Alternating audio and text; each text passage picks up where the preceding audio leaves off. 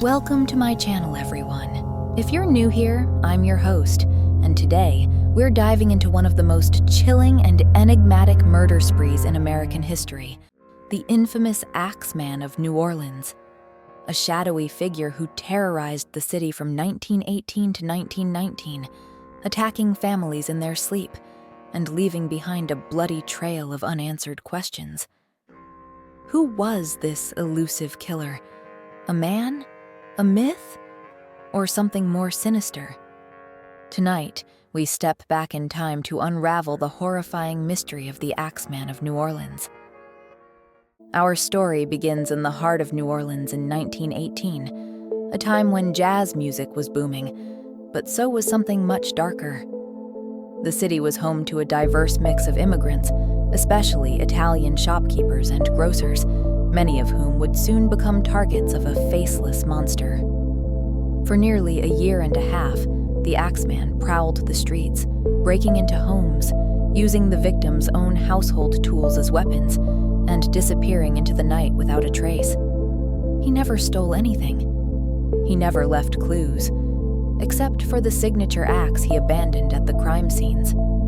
The pattern was terrifyingly consistent. The victims were usually asleep when he struck.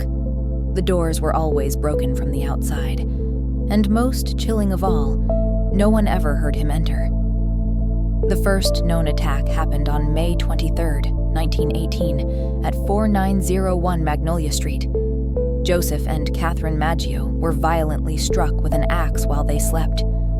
Their throats were slashed with a straight razor. Catherine was nearly decapitated. Joseph managed to survive long enough for his brothers to find him, but he died soon after. The only clue? A discarded axe. The police were baffled.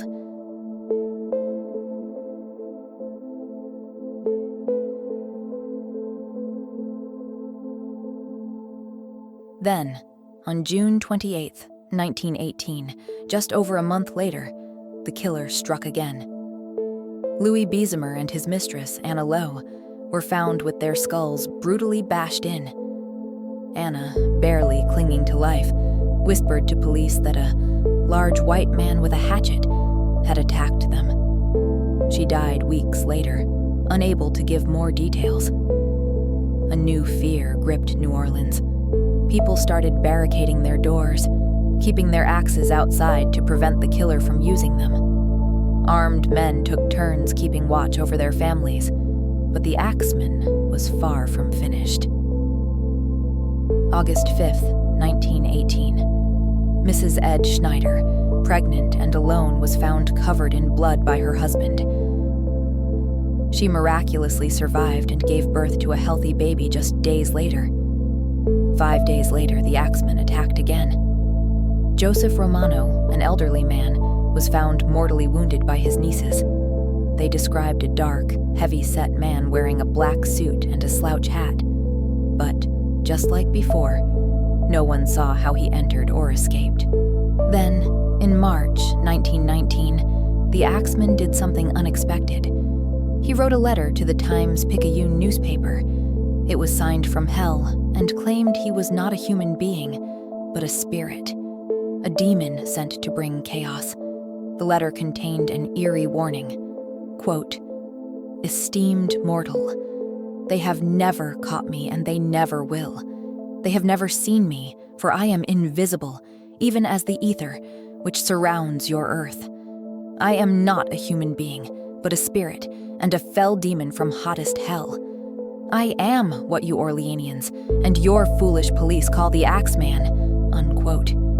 He continued, mocked and insulted the police, writing, quote, "They have been so utterly stupid so as to amuse not only me but his satanic majesty. But tell them to beware.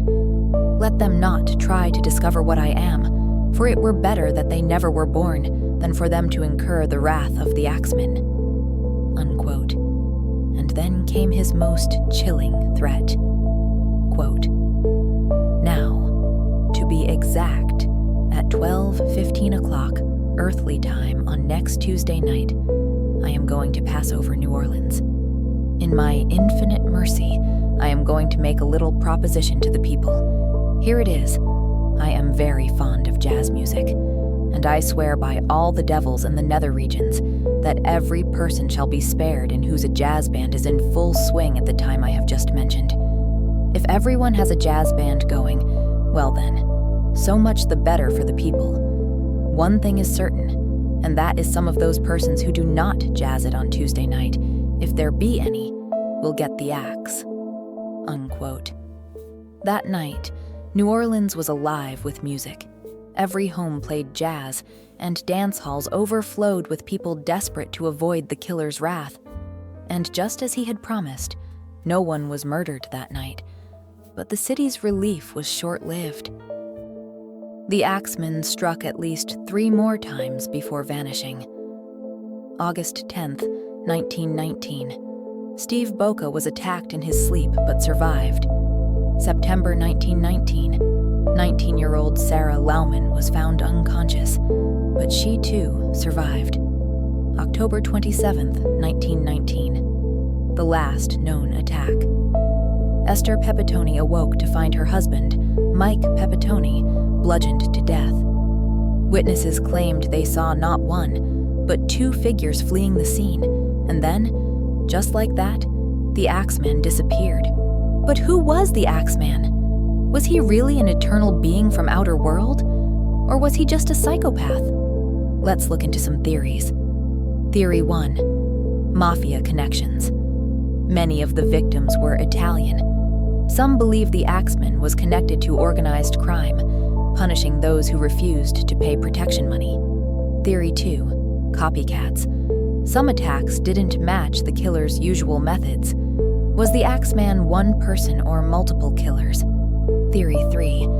Supernatural. Some believed he was a demon, a ghost that could slip through locked doors.